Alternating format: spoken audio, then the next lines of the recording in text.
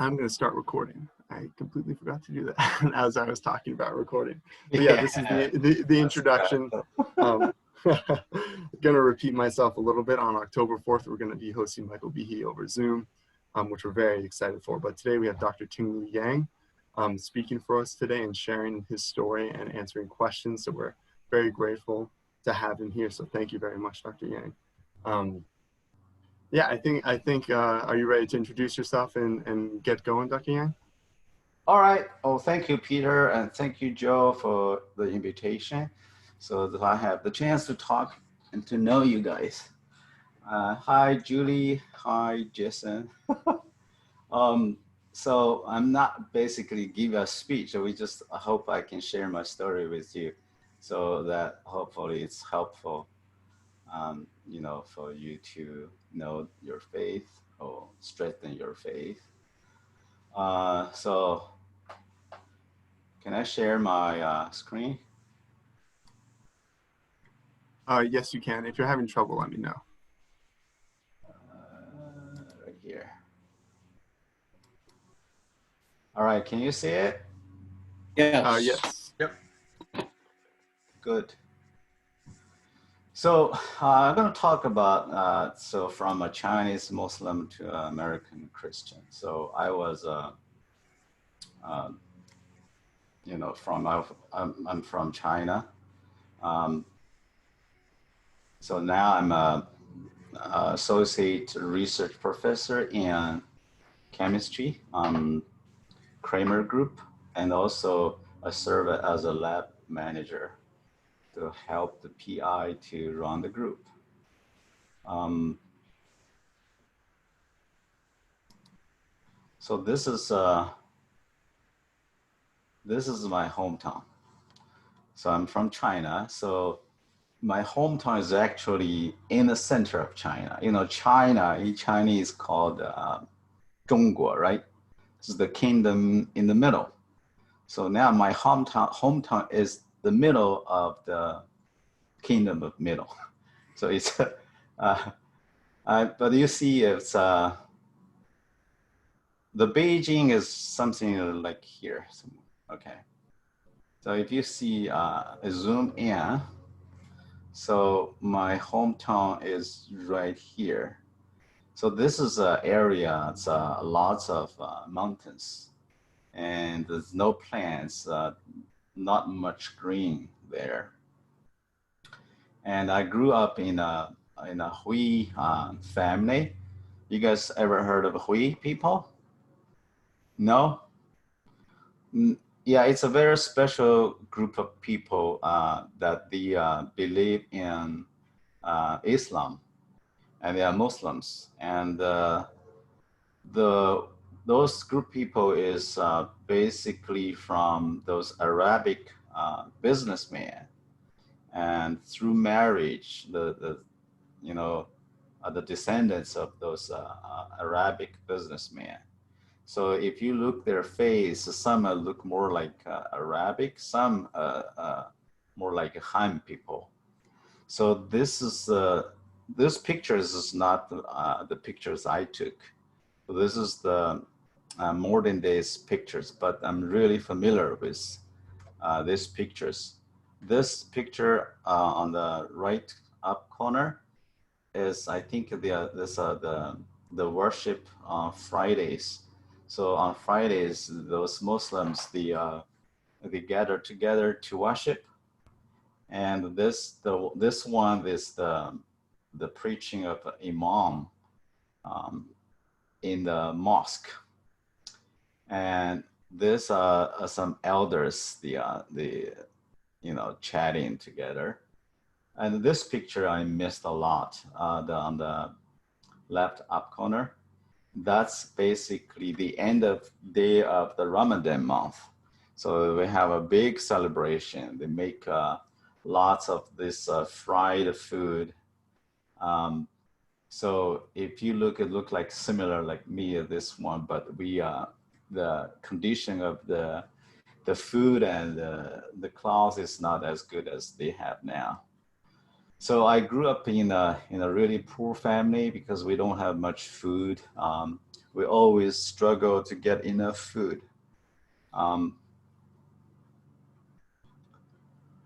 And something like 1983, I moved to Lanzhou City. So right here, it's the capital of that province. A province is just like equivalent of states of USA. So it's a Gansu province. The Lanzhou city is the capital city. So I went to the college there. And this city is famous because of the noodle, the hand-pulled noodle. If you watch the Jackie Chan's movie, Mr. Nice Guy, there is a show, right? They pull the noodle by hand, and it's delicious. There is one restaurant in Philadelphia, and they make those noodles. Once for a while, I go to Philadelphia to enjoy that noodle. So I miss that noodle a lot. And then after I finished my college, and also I went to the Academy of Science to get my PhD. And it's also in the same city. And then after that, I found a job in Beijing here. So it's long distance travel by train. There I worked as an associate professor and in chemical engineering of that university called Petroleum University. And that like 3 years later, I found a job in Texas A&M. So it's right here. And then I work firstly I work as a postdoc. Then I work as a research scientist. I've been there for like 14 years. And then I moved with my PI, Dr. Paul Kramer, to chemistry department at Penn State. So it's right here, you guys sitting. So this is my life trace. Okay, so today I want to share with you my stories, and I focus on this 5 issues of focus. So the first one, I'll talk about the socialism and the communism, which I grew through, and then the pursuit of Islam. Well, these two are big problems in our days, right? Socialism or communism, Islam. And also I'm going to talk about the science and my salvation. So how can I know, how did I know Jesus Christ? And then do the testimony of God's glory. So you guys understand me? It's gonna be tough for me. It's not my native language. So I do my best to see if you can understand. Also, those terms is really hard for me to translate. I know really good, but to translate into English is tough. I use the Google Translator, but it's not the meaning it's really is. Okay, so let's start with that socialism. Well, if you have questions, just stop me anytime. Just ask, and that'll help me to focus on you guys' interest. So the first thing I talk about is the socialism and the communism. The socialism as defined by the Communist Party in China is the initial state of communism. So the ultimate goal is communism, right? No matter what you do now or at the beginning, their goal is to realize the socialism. But this system is really disappoint me. Let me start from their teaching. So when I was like 12 years old, I was in 4th grade. I still remember that class. It's amazing. I mean, it's long time ago. That's my first time I heard this communism teaching. So they said the people are the masters of the country, right? And officials are the servants of the people. Wow, sounds pretty good, right? So I was poor, and we are in need of food. And you know, if we are the master, that would be nice. Also, the next one is really amazing. It said living materials are going to be located according to the needs. That's very attractive, right? If what do you need, you just take it for free. You don't need to pay anything. And then the people has democracy and the freedom. So basically, you can think freely, you can speak freely, you can express your opinion, no problem. So that's their theory, that's the teaching.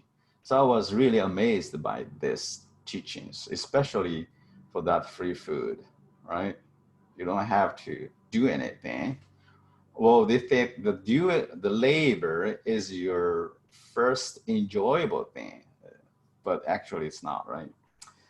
Okay, you guys ever heard of this Great Chinese Famine? Good. Wow. Okay, that means you did some homework, or you read the materials.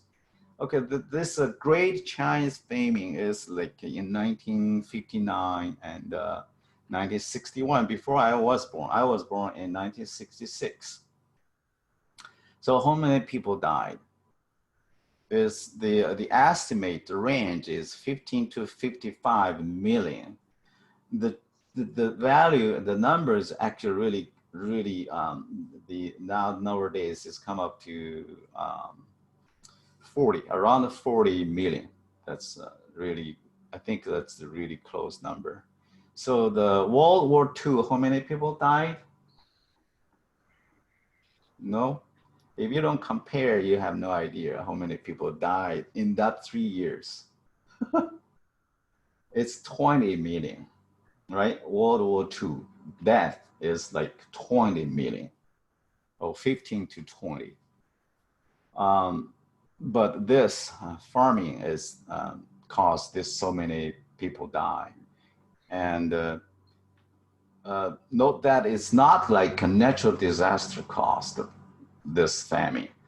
There are some natural disaster, but is, let's say, they said it's like 30%, but 70% is caused by people, by the system, I would say precisely. So you want to have all things in common, right? This system. So they really tried.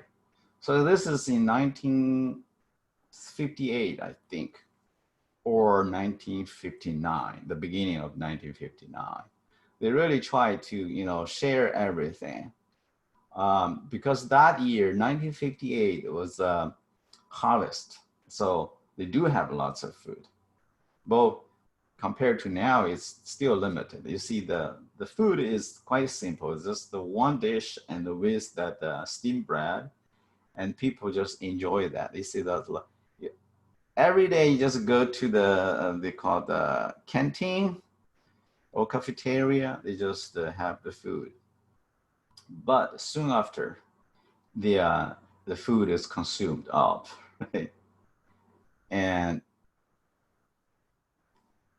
you know, this cafeteria was dissolved, and you know, followed by lots of people die. No, why the people starving to death? Because they just make it fake numbers. So people report to above level, say we have a harvest, because they don't want to admit they have a limited amount of food. So then then you have to donate, or you give the grains to upper level, right? And then they don't have food to eat, and they don't want to admit this fact. And then if you want to go outside, they will stop you, right? That way, lots of people died. I mean, they actually banned the travel. You cannot like ask for food for the others. So it's 40 million. That's a lot of people died.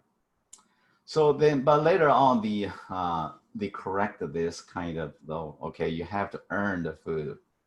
But we are not the communists yet. we are not communism yet. We will not realize that, but we'll start with socialism. So they changed this policy to how much you work and you got how much incomes, right? So it's a little bit better, but the goal never changed. Especially nowadays, the Xi Jinping, you know, the current general secretary of the party, they basically really drove back this to this communist policy. Okay, so this didn't work. And the other part I want to share is you've heard of this in 2008. You guys are young. I mean, Joe, did you heard this? Did you hear this scandal? Perhaps, but it's not. Perhaps that's a big news. It was a big scandal. So milk, they actually put this chemical, malamine. Joe, you know what's malamine? Lots of nitrogens, right? To increase the content of protein. So basically they dilute the milk with water, then they put the malamine to, you know, pass the test. And then this malamine is toxic. So they put in the milk, the baby, for babies, you know, how many, it's estimated like 300,000 victims, and the 6 babies died, and the 54,000 babies were hospitalized. So that's well, this is just the one bad news. There are lots of these kind of things in China, but why this they cannot stop this? The main reason is actually those officials, especially for those high rank officials, their food has a special supply channel. So they have specialized farmer to generate, to produce the green food, healthy food, and it's a high quality. So they're different. They enjoy those food. So of course they don't care. And those, you know, this kind of thing. So it's really hard to stop this kind of thing. It's happening every day, even nowadays. So this kind of special supply for the high rank officials, they began from the very beginning of this Communist Party. So I actually feel like really experienced myself. Talking about freedom of speech, in their policy, you have freedom of religion, you have freedom of speech, but if you do, they encourage you to express different opinion, but you have it. Those pictures, I'm really familiar with those. They'll kill you, basically. Either imprison you or they just kill you.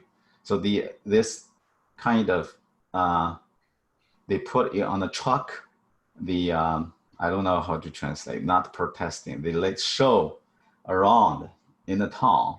I still remember when I was a kid, I chasing around these trucks and see those people. And also this one, they put you, you know, put this kind of place on your neck, or sometimes they put a bandage on your, they really torture you. And also quite often you can, you'll hear the news and the people were killed. So I remember I was a kid, my brother, I have two brothers, one is older than me, and he went to the spot, this killing spot once. I wasn't allowed to go, but I really tried. So, and those people were killed, their family have to pay the bullets, you know. What do the signs say that are hung around the necks for display? Which one? Here? Yeah. Oh, basically it's a political, oh, this one says gangster, this one. most of them, they put like anti-revolution guys, something. Anyway, if you disagree with them, basically, they will do this. It's still same now. I don't think it changed a lot. But it was better for a while. When I was in college, we did have some freedom. But later on, the June 4th, 1989, you remember that? There is a Tiananmen Square massacre. They killed lots of students. I was in Lanzhou that time. I was also protesting in the street. I personally experienced that movement. Okay, it's no freedom at all. It's now they say that all like 1.4 billion people, right? They think, oh, they are all agree with Chinese Communist Party as their the leader or the but nobody dare to say different opinion, right? So don't trust them. Okay. Basically, after I became a Christian, I read the Bible. Then I understand why this system doesn't work. If you read the Acts, right, the very beginning of the church, they had all things in common, right? People donate, those brothers, sisters, they donate their stuff and share. So the communism, it's really like that. But why it didn't work?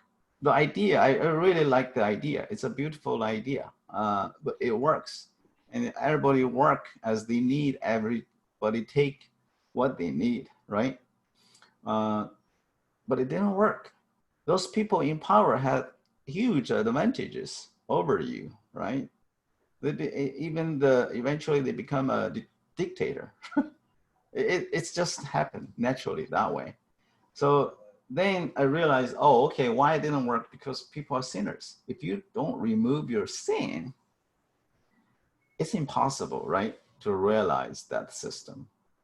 And actually in this system, everybody is a victim, including, Chairman Mao is the founder of that, one of the founders of that the communist, Chinese Communist Party.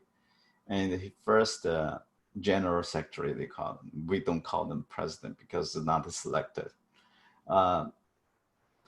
And even almost you can count, if you read the history of China, almost all those leaders was persecuted and some of them was killed. But still, I don't know, they're still doing this system. But at least temporarily, those people in power, they enjoy their power. They enjoy enslaving the other peoples, right? It's definitely behind this is the evil, I think. So now I understand this, but when I was young, I didn't. It's just like, I just don't like it because the fact and the teaching are opposite. The opposite. It's a lie. It's a beautiful lie. Okay, next part. Do we have time? Okay. I think we do. We should have time. Okay. So next part is okay with talking this way? You guys understand me? Sure. Speaking for myself, definitely. Oh, okay. You can ask questions. I like that. So we can focus on what we need to talk. So the next is because I was born in a Hui family, so it's basically a Muslim family. So I know what they teach, right? So I was taught, they have translated Chinese version, the Chinese version of Quran. The Quran is their, basically their Bible, something like that. So they teach, so all Muslims are brothers. They have something like a big family. And Islam is peaceful, right? And the most attractive thing is like, even you are in poverty now on the earth, but you're gonna have everything you need in heaven, right? I'll talk about heaven a little later. So anyway, this is a kind of thing you can have a little relief from the suffering on the earth. Okay, you guys familiar with this protesting banners? This was very active and like 4 or 5 years ago when ISIS was still there, right? Islamic State of Islam, right? ISIS, something like that. So the Islam, they claim Islam will dominate the world. That's their goal. They never changed. So all those things is really disturbing. Like behead those who insult Islam. This is, is that true? Is Islam really like that? Actually, there is a revolt on Chinese history. So it's not very long time ago. It's 1862 to 1877. It's happening in my hometown, that area. The Gansu, Ningxia, and Shanxi, and that area we call the Northwest area.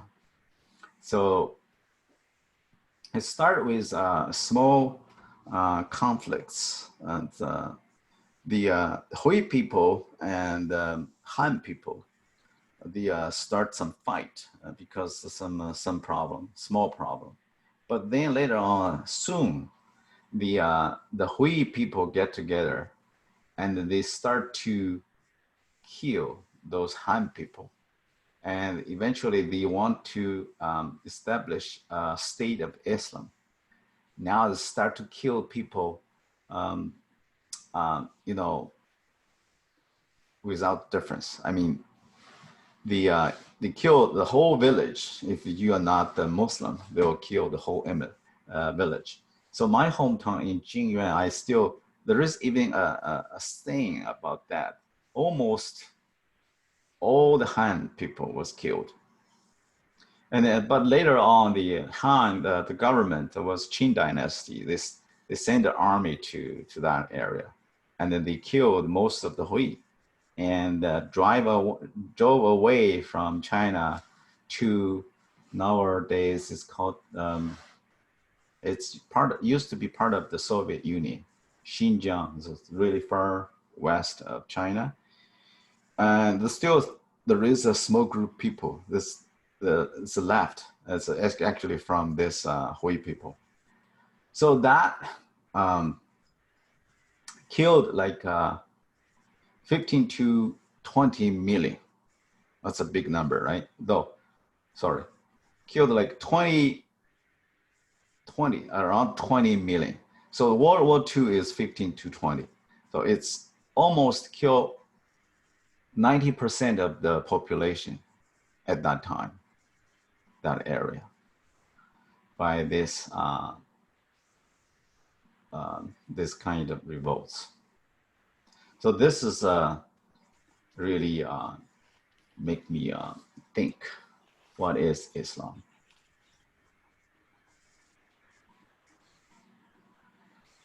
So actually, I practiced Islam when I was young. I went to that mosque with my father, and also I memorized those Quran verses. And later on, when I was in college, I really pursued this meaning of this Islam. And I had some Muslim friends.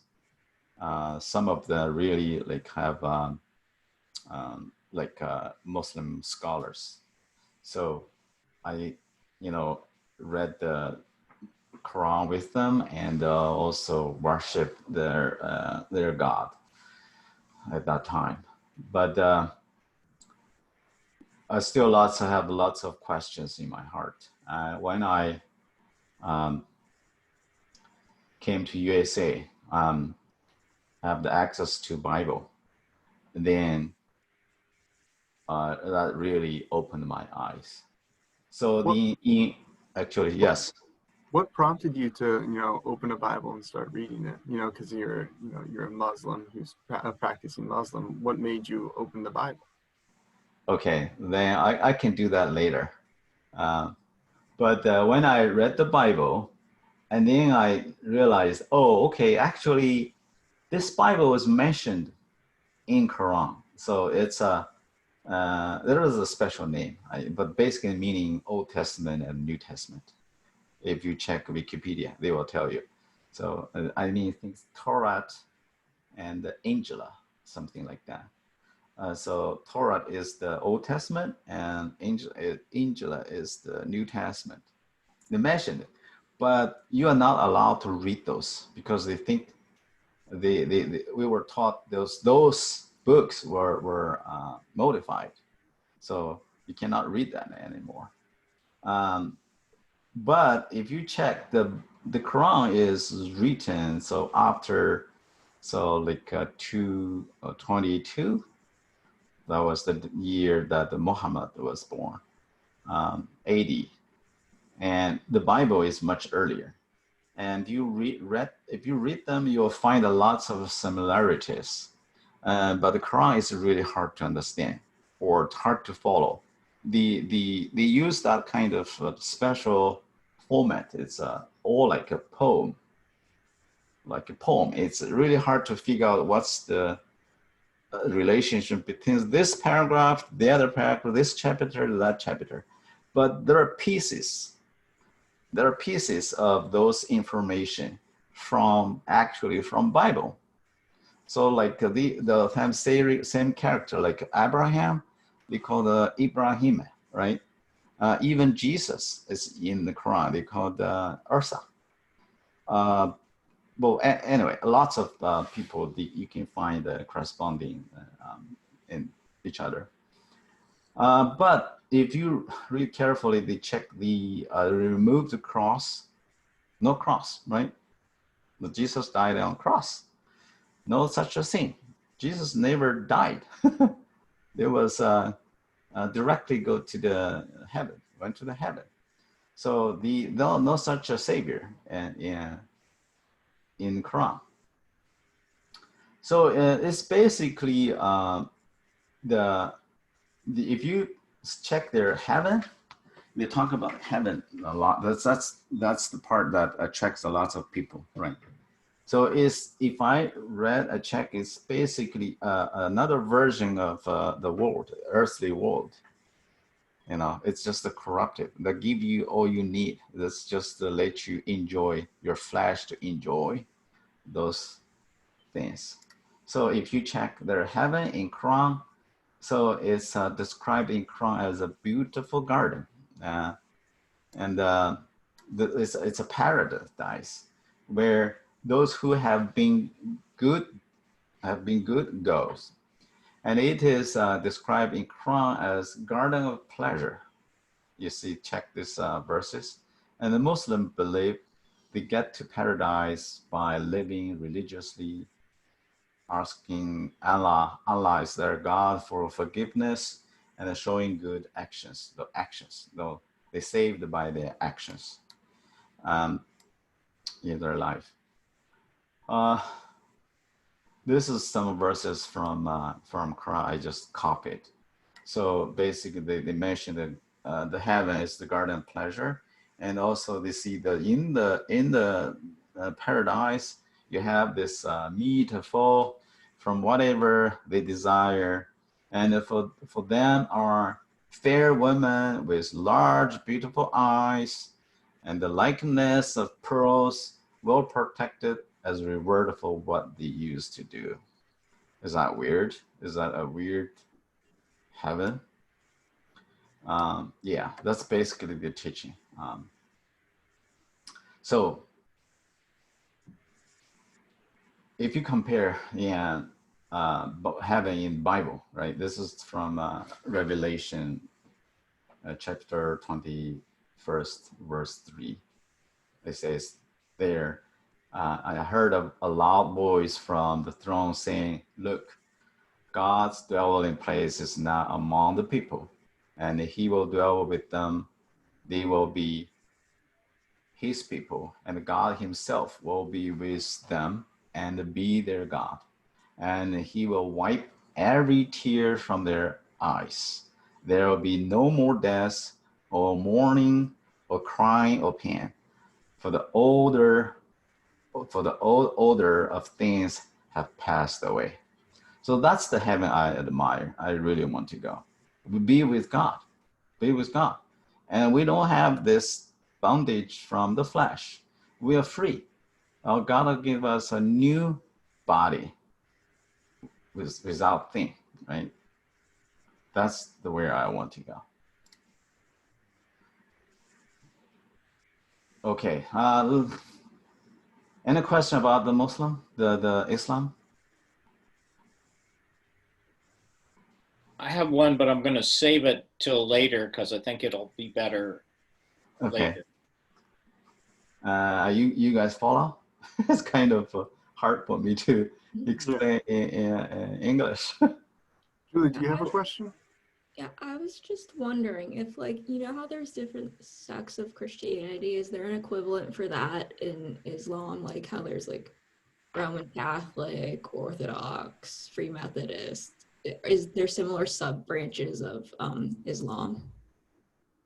I didn't get it. Joe, can you help to rephrase the question?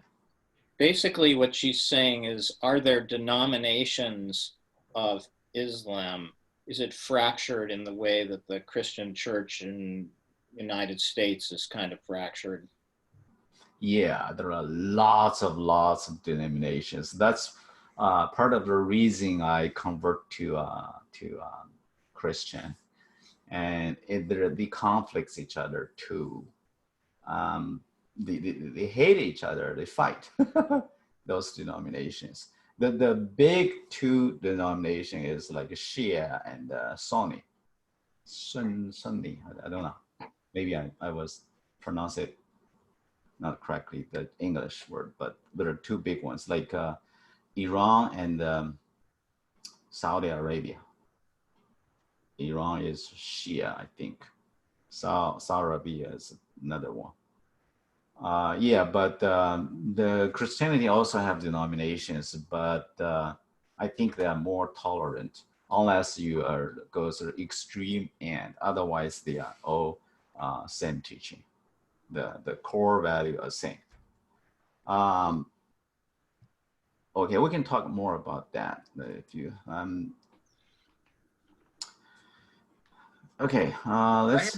I had one more question about the like you said at one point that like they don't like want people to read the Old and the New Testament, and you said something about why, but I don't remember. I didn't quite catch what that was. What was the reasoning for not wanting people in Islam to read the Old and the New Testament?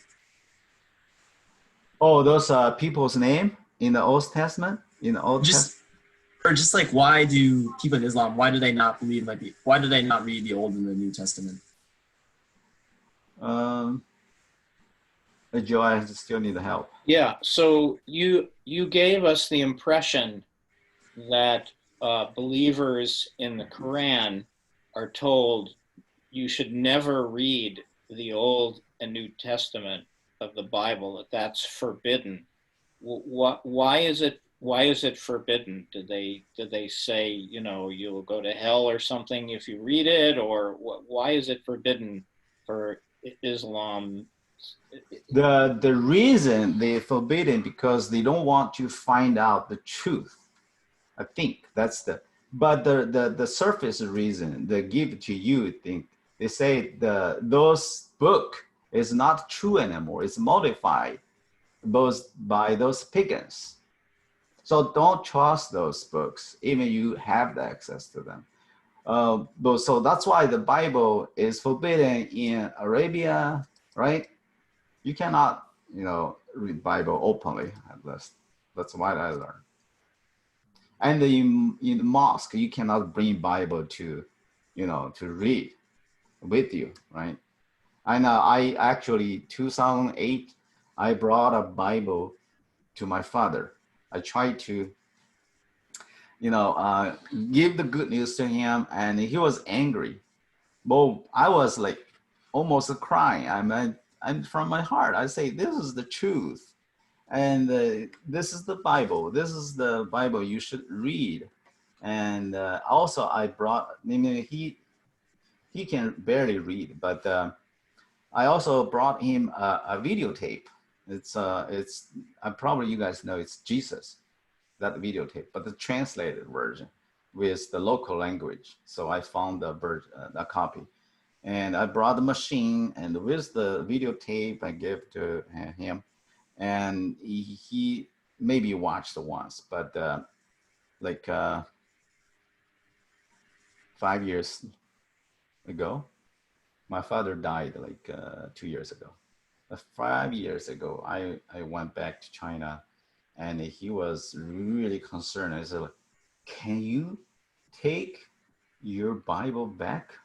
That's really a trouble for me.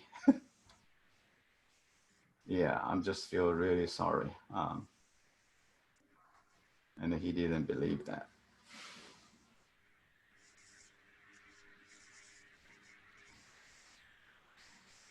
Okay, other questions? Well, thank you, Jason, to point out I didn't make it clear. No problem. Okay, there's two parts. So next, I'm gonna talk a little bit about the science. So in China, science is very, very important. There is a saying when I was young, I was taught this, like, well, I cannot say in Chinese. The meaning is like, if you're good at the math, if you learn it good, learn it well, math, physics, and the chemistry, you will feel nothing. You'll fear nothing all over the world. So you can defeat anything, basically. So science is everything. So it seems like science can answer all the questions sooner or later. It's just by faith, right? You can answer all the questions, and you can science can solve all the problems. That's what we're taught. It's really kind of true, but as long as not conflict with communism, if you don't, I don't know how to say it. Let's go. Okay, this is called the scientism. I think it's kind of true and other world of the other part of the world. And I think a lot of people believe in science that can solve all the problems. But I always have this kind of question in my mind. So why does the universe exist? There is an interesting YouTube video. It's a TED education channel. So those experts, they talk about this, and I'm not convinced at all, because we as part of the creation or part of the universe, you are inside. You cannot, prove how this universe generated, and also how did the first DNA molecule form. Well, you may have lots of theory, and it seems like against the second thermodynamic law, but people say it's not, because it's not, the living things is not a closed system. But I do have my own simple model, so I can prove, I can get a definite result. So let's say if you have a piece of wood, right, and you put it in a closed container and you shake it, what's the result? Can you get a chair out of it? or No. can you get a bird out of it? You know the answer, right? That's enclosed. That's an enclosed system. Well, even you can put energy on that, right? You can shake or you can heat it up. You can do anything you want. But can you think you'll out of it get a bird or a chair? No, you know the answer, right? It's gonna be chaos, nothing. It's just still a piece of wood or just pieces of wood. So it's the whole universe. It's a beautiful art, a piece of art. It's so ordered, right? It just there is definitely author of this universe. There is a creator. So also we generate that nuclear energies, right? But who put that in? Those energy is hiding in the nucleus, right? They stay there safely, never got trouble, and we can release it. But can you put it back?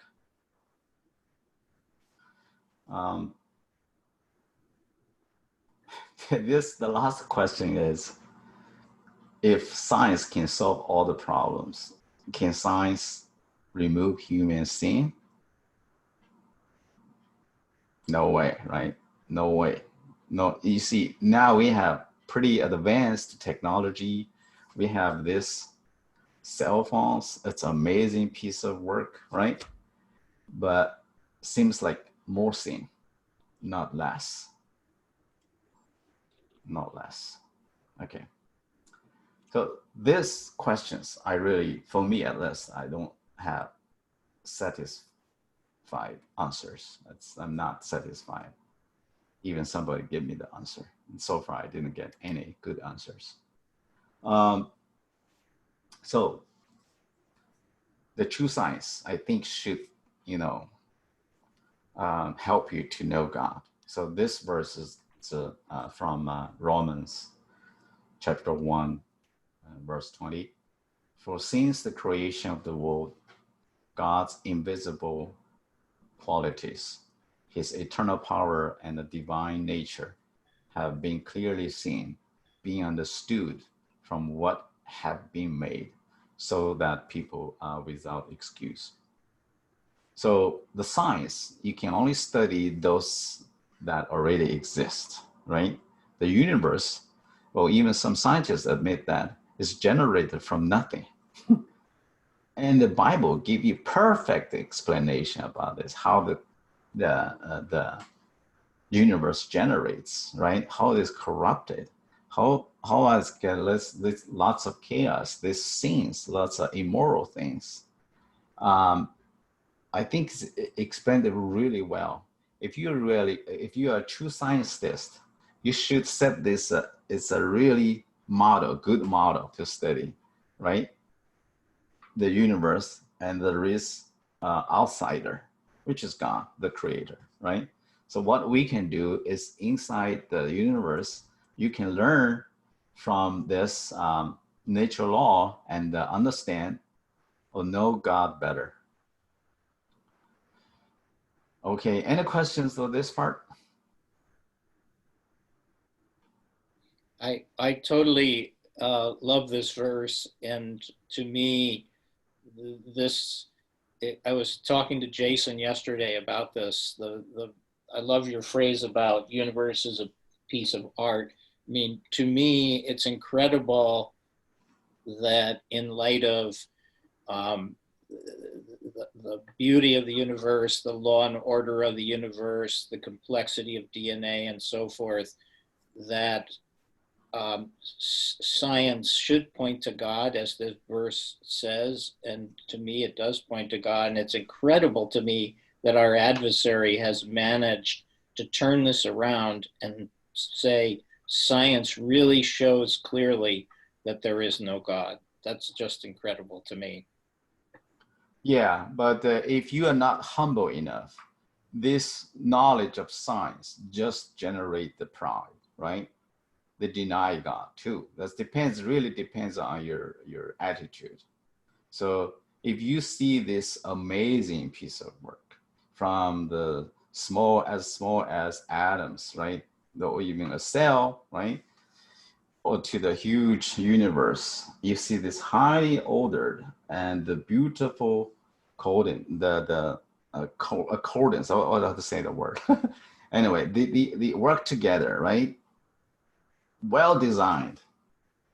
And you should be amazed by this, and you should humble yourself before God. But some people, they learn little, they feel like they can do everything, right? Just to make you proud. Okay. Next part is my my salvation. So I'm not. I'm really familiar with who God is. I mean, even from the Islam, I know God is great and He is the Creator. But God is love is really, I learned from Bible. I mean, from the Quran, you don't see this part of God, right? God is above in heaven. It's nothing to do with you. I mean, He will not like, well, He is mercy, but you know, what's the real relationship, you and God? And He's just the ruler, and you are the people. And the third one is this part is also strikes me is God is the only author of all moral standards. I mean, we got lots of troubles in this world, right?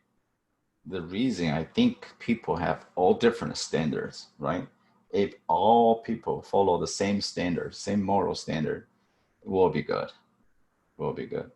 And this fourth one, Jesus is the Son of God. At the beginning, I cannot accept this because from my Muslim background, if you say God as a son, it's a kind of really big problem for you.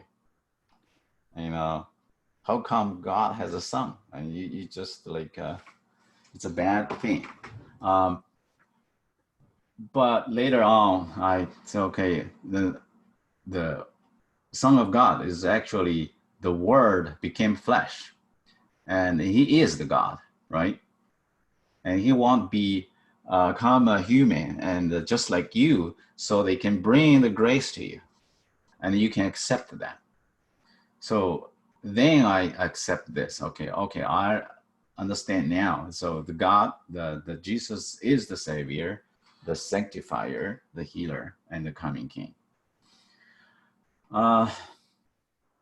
Also, it's amazing for me is Jesus is the perfect man that God really wants.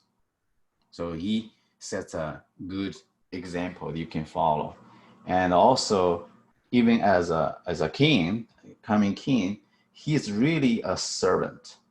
So do you remember that verses? Jesus washed the feet of those disciples, right?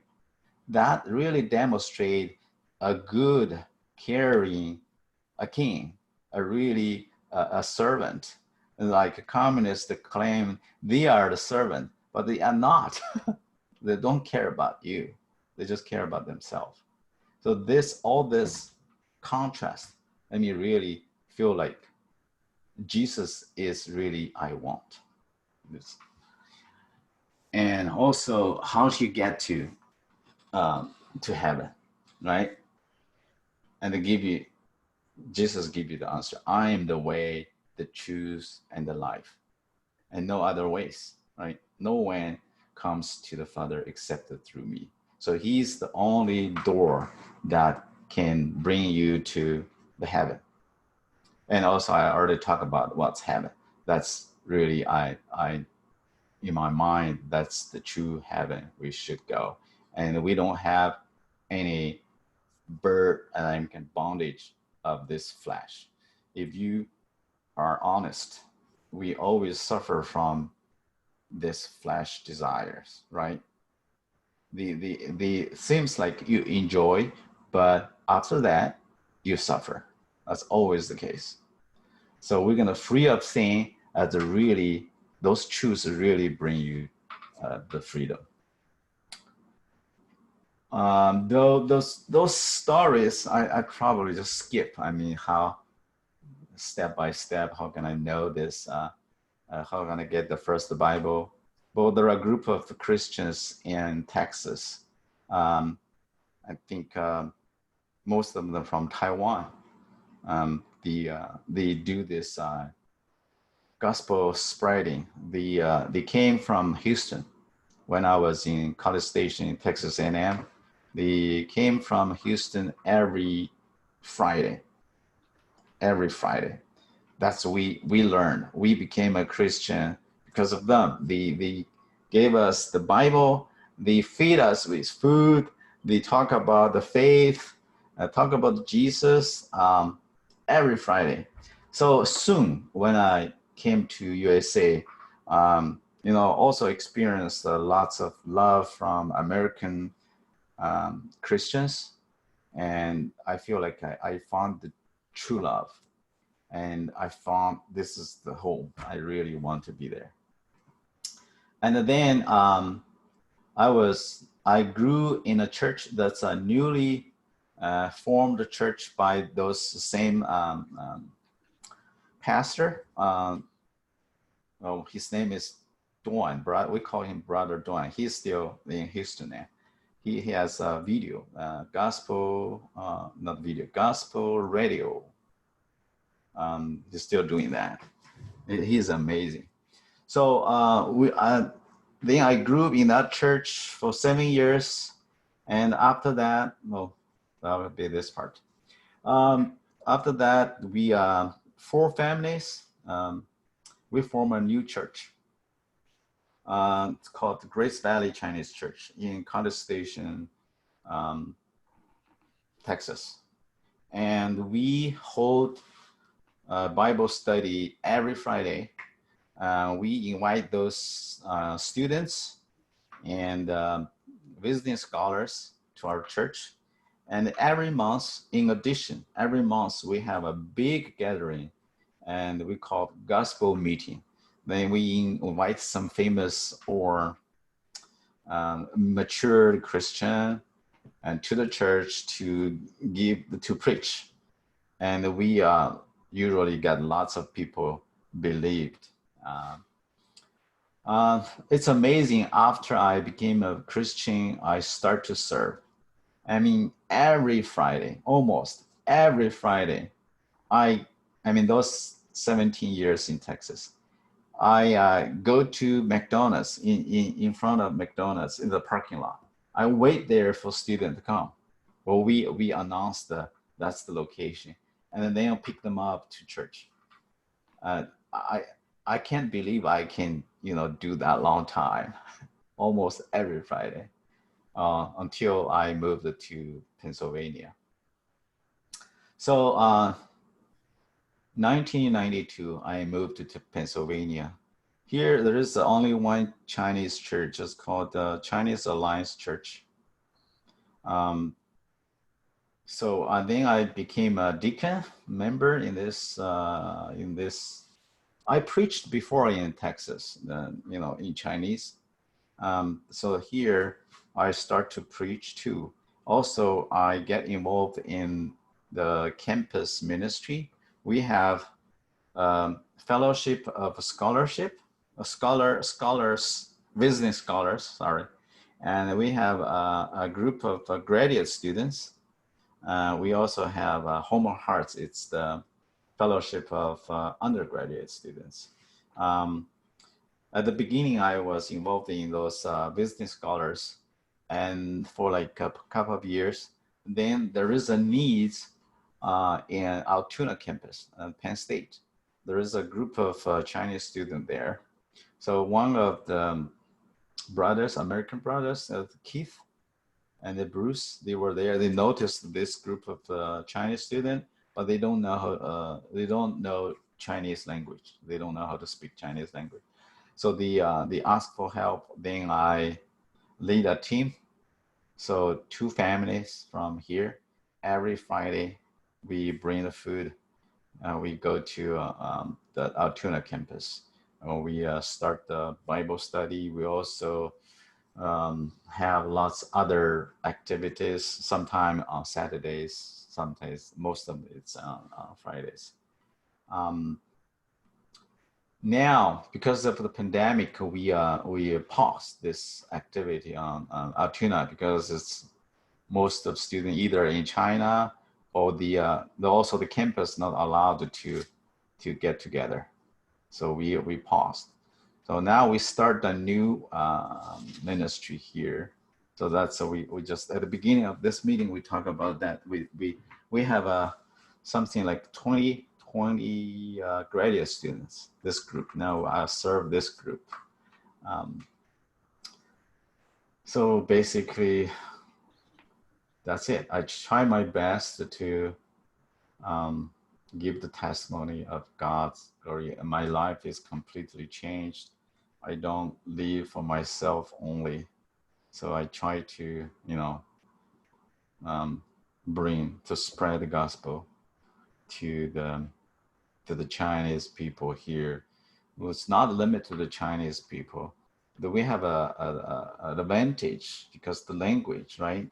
It's much easier for us to talk to Chinese people. But if we have chance, I would like to talk to other group of people too. But I'm going to be limited by my language. I think time. We have time, right? Yeah, we have time for questions for sure. Oh, great. Let's get some questions. So I have a question about, you said when you converted to Christianity, you soon became, very service oriented. Does service have a big role in Islam? That's a good question. They don't do this kind of converting things. They don't. But it's encouraged, but they usually don't do. Only one event I heard is some people in Chinese, Muslim, Islam history, there are some of them, they go to those Tibet people, they convert some of them. That's all I heard. But we probably in a special situation because the Hui people is a minority in China. So we were kind of discriminated by those Han people. So we don't have a really good relationship. And so we basically bond really tight together by this religion. And we don't want to, well, they probably don't want to join this group too. So the service in the mosque is not everybody is allowed to do the service. Only those people like they call imam or those religious students, they do those things. All you do is basically donate money to mosque and the food. That's I remember that.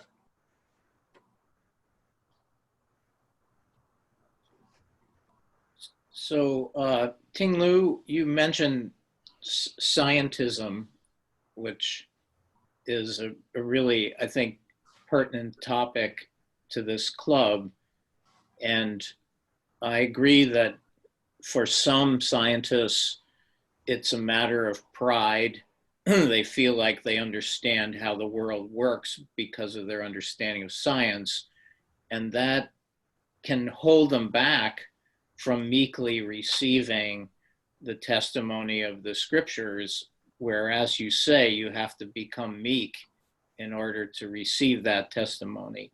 Right. Now, this is, I'm sure, stereotyping, but in general, a lot of the Asians that I know are in STEM, and I get the impression from your talk that science is revered in China.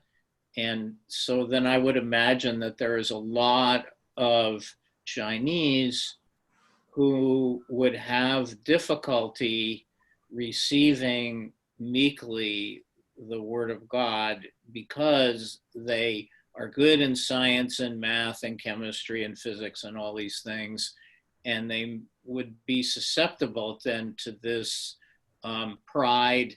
I understand what's going on. The Bible is silliness. You must have to, do you encounter this in your Chinese outreaches and your Chinese fellowships that you've held in Texas A&M and in Altoona and here in State College among grad students and undergrads? Do you see this struggle? How does it play out in your Chinese outreach? Oh yeah, a lot. They are really proud of that, and those people usually it's hard to talk with. They basically ignore you. So we already have a definition what is religion. It's just a kind of a drug to make you numb. You don't think, right? It's just you know.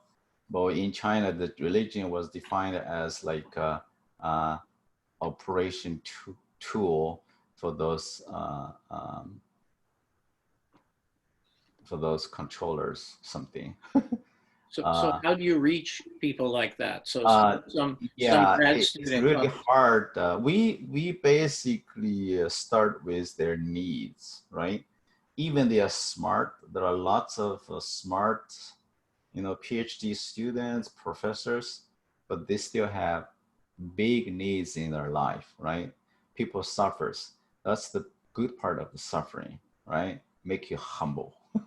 You cannot. You think you can, but you cannot solve all the problems by your science, right? It's especially people live in temporary now, right? Contemporarily. You have to solve the problem now, especially the big problem, and then some of them they come to church for help, and also show the love to them. I mean, science you cannot get the love from science, can you? Yeah. Yeah. So I should send it to you, Tinglu. I wrote an essay called "Looking for Love in All the Wrong Places," and part of it is one part of it is looking in the back of my 800-page general chemistry textbook, which covers all aspects of chemistry. And then I looked in the appendix for the word love, and it didn't appear. The only place it appeared was Love Canal, which is a toxic waste dump outside of Buffalo, New York. Oh. Not quite. Yeah, I think love is definitely amazing, and we show our care to those students and they feel it. And myself is experienced love from American Christians and those Taiwanese Christians. And I was at the beginning I was worried because I have a Muslim background, also the communist background. I mean, we were taught, American is the enemy of China, right? All the time. You guys were fooled. But in China, they taught this way. And I was like, oh, okay, now we just, you come here to learn, to get their knowledge, their technique, then you go back to serve them. So I was worried that somebody was gonna ask me, hey, what's your religion? And are you a member of the party? I'm actually not, but I was a Muslim. I was worried, but I never get one question from this. And all see by God is they showed really the love.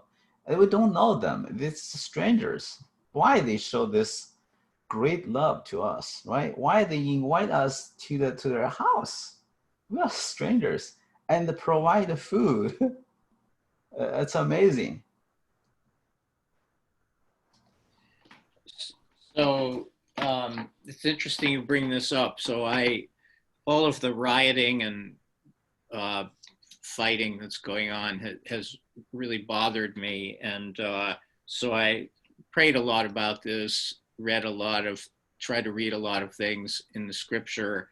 And the thing that I stumbled upon in reading a book about Eric Liddell, who is they made the movie The Chariots of Fire about. He was this Olympic runner who refused to run on a Sunday because he had, in his particular denomination, they didn't do anything like that on Sunday. At any rate, in that book, I came across a quote by John Wesley, who was the founder of Methodism.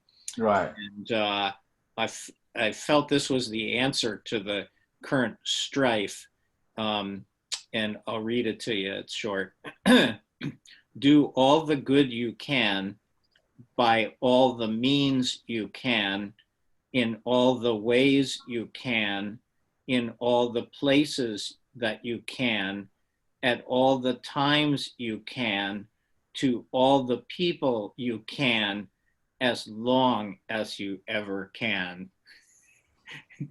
Isn't that great? Yeah. And the Bible says it much more simply. It says, overcome evil with good.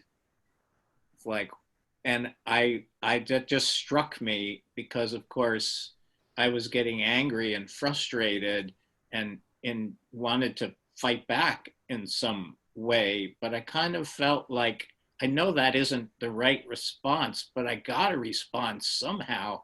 How can I appropriately respond? And when I came across that quote by John Wesley, I thought, this is the answer to the current strife. Overcome evil with good. Good. And, you hit on what that effect had on you back when you were at Texas A&M. Strangers loving you, strangers inviting you into their home, strangers offering to share their food with you.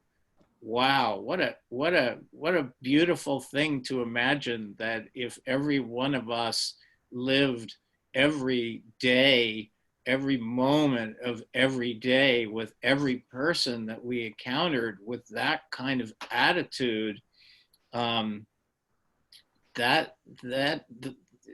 that's the way to advance the gospel, right? Right. It's not just overcoming strife, it's advancing what Jesus Christ said to do. That's right.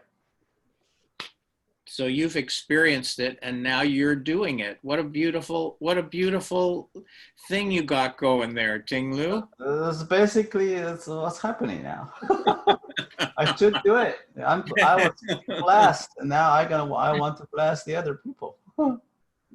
This is the Bible coming to life here. You've experienced that love, and now you're sharing it. And I enjoyed a lot. I really, by sharing the love, you get lots of rewarding. Yeah. Well, we have peace and we have joy in our family. I have 2 kids I didn't mention. My son, he graduated like 2 years ago, got a job in Microsoft. He is in Seattle. And my daughter, Hannah, Joe, you know her, right? I know she is involved in some chemistry projects, but I don't think I've met her. You didn't met her. And she's part of that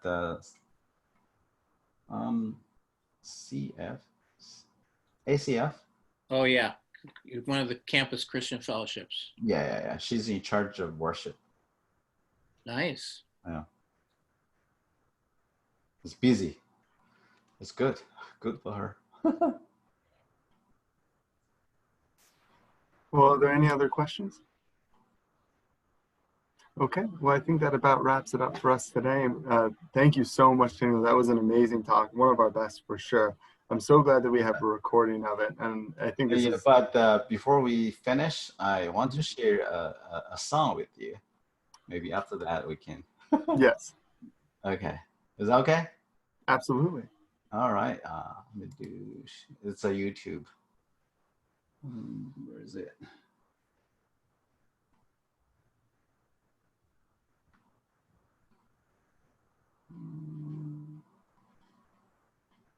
Hold on. Let me find this.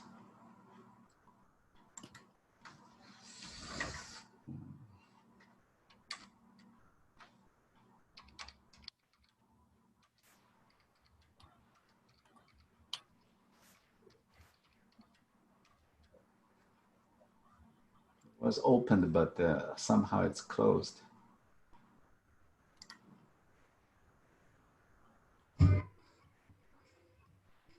Being stuck at home in the city is no day at the beach. Okay, you are my vision. And share. Oh, it's here. Can you see it? Yes. Yeah.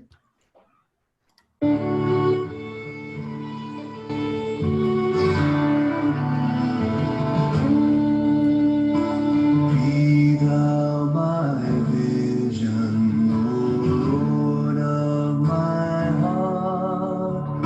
Not be all else to me, save that thou art.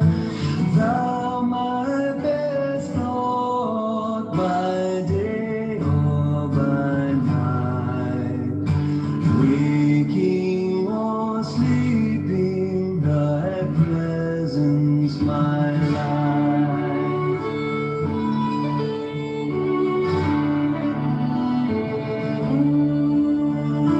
Be thou my wisdom and thou my true word. I ever with thee and thou with me, Lord. Thou my great Father and I thy true Son.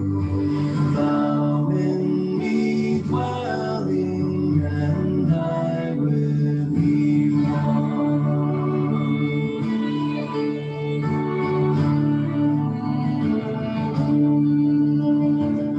Riches I need not, nor lands empty praise. Thou mine inheritance, now and always. Thou and thou only, first in my heart. High King of heaven, my treasure thou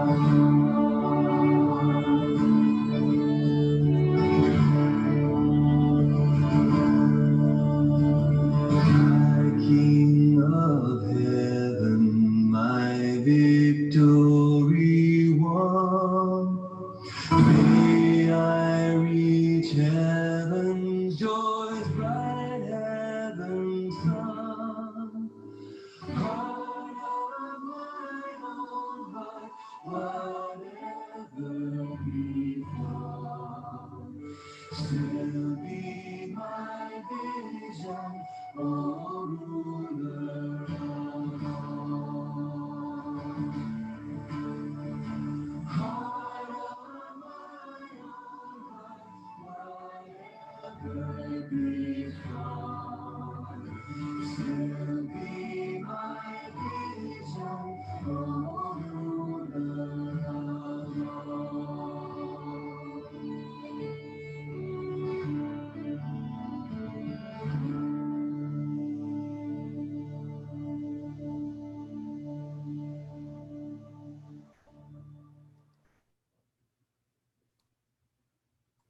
Okay, thank you. Well, thank you for sharing that. That was beautiful. Yeah, I love this song. Hmm.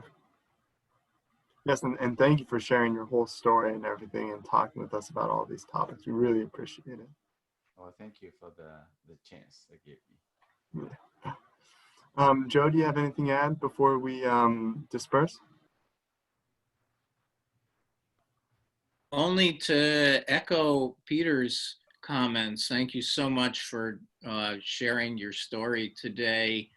You know, we've been given the impression in our culture that most scientists are atheists or agnostic, and it's so wonderful to have the opportunity to see people like yourself who, you know, not only are you a believer, but you're boldly serving and standing out in front of McDonald's to bring students on Friday nights to your church. And I mean, it's just so refreshing and contrary to the false narrative that we've been given. So it's just your example is wonderful and inspiring to me, and makes me want to do better to serve more. Yes. It's my pleasure. And also, I'm the servant of God. I would like to do this. Okay, well, thank you again. I'll try to, the cloud recording will be available once Microsoft processes and everything. I suspect it will be a while because it's a long recording, but I'll get it out to you as soon as it's ready. All right. Thank you. Okay. Thank you all. All right. See you, Julie.